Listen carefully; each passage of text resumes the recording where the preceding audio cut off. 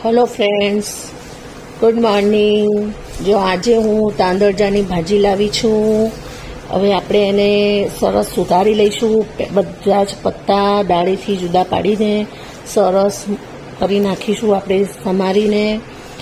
પછી એને લસણથી વઘારીશું. જેટલું લસણ વધારે હશે એટલું આ તાંદળજાની ભાજી બહુ બેસ્ટ બનશે. એટલે એના માટે ખાસ કરીને તમારે લસણનો જ ઉપયોગ કરવાનો છે.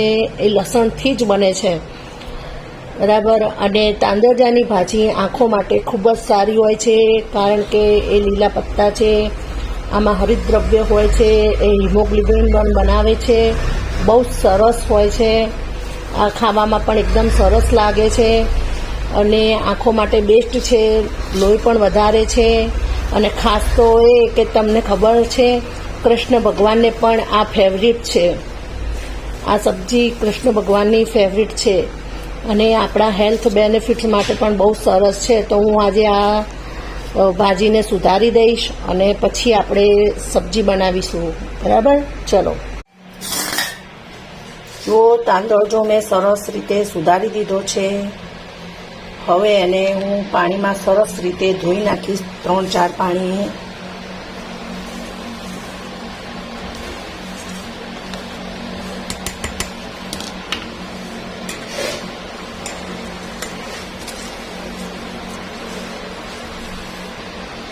આ રીતે 3-4 વખત પાણીમાં ધોઈ નાખવાનો. પછી એને સરસ કોરો કરીને વઘારવાનો. જુઓ, મેં તાંદળજાને સરસ રીતે ધોઈ દીધો છે. 3-4 વખત ધોયો છે. આ લસણ લીધું છે મેં. હવે લસણને કૂટીને સરસ આપણે તાંદળજાને વઘારી દઈશું. એ પહેલાં આપણે થોડું તેલ ગરમ કરવા મૂકી દઈશું.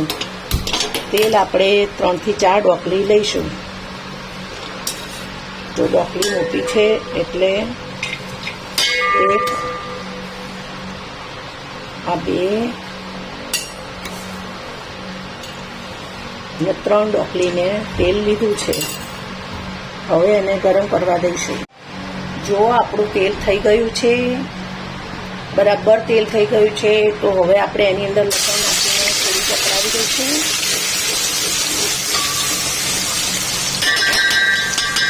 લસણ કકડી જાય એટલે એમાં થોડી હિંગ નાખીશું, થોડી હળદર નાખીશું. મરચું હાલ નથી નાખવાનું. હવે એની અંદર આપણે તાંદળજાની ભાજી જ નાખી દઈશું. ભાજીને બરાબર પકડાવી લઈશું.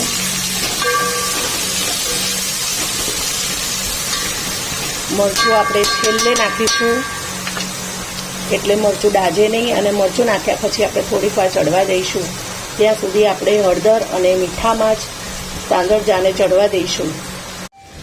જો આપણો તાંદળ જો સરસ રીતે ચડી ગયો છે. હવે આપણે એની અંદર મરચું એડ કરી દઈશું. મરચું આપણે તીખું ખાતા હોય એ પ્રમાણે કરવાનું. મેં 1.5 ચમચી જેટલું કર્યું છે. તમે જે તીખું ખાતા હોય એ પ્રમાણે તમારે એડ કરી દેવાનું. મરચું છેલ્લે જ કરવાનું એડ, એટલે મરચું દાજે નહીં અને સરસ રીતે મિક્સ થઈ જાય. થોડી વાર હવે મરચું એડ કર્યા પછી આપણે એને 5 મિનિટ જેટલું થોડી વાર ચડવા દઈશું. એટલે સરસ રીતે મરચું પણ શેકાઈ જાય અને તાંદળ જો આપણો મસ્ત બની જાય. તાંદળજાની ભાજીને રોટલા સાથે ખાવાની બહુ જ મજા પડે છે.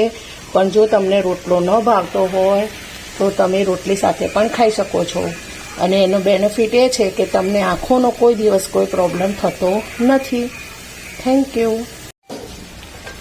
જો આપણે તાંદળજાની ભાજીમાં મરચું સરસ મિક્સ થઈ ગયું છે અને હવે સરસ સબ્જી તૈયાર થઈ ગઈ છે. હવે આપણે ગેસને બંધ કરી દઈશું અને આપણે એને રોટલા સાથે ખાઈશું. મેં રોટલો બનાવ્યો છે. તમારે રોટલી બનાવવી હોય તો તમે રોટલી બનાવી શકો.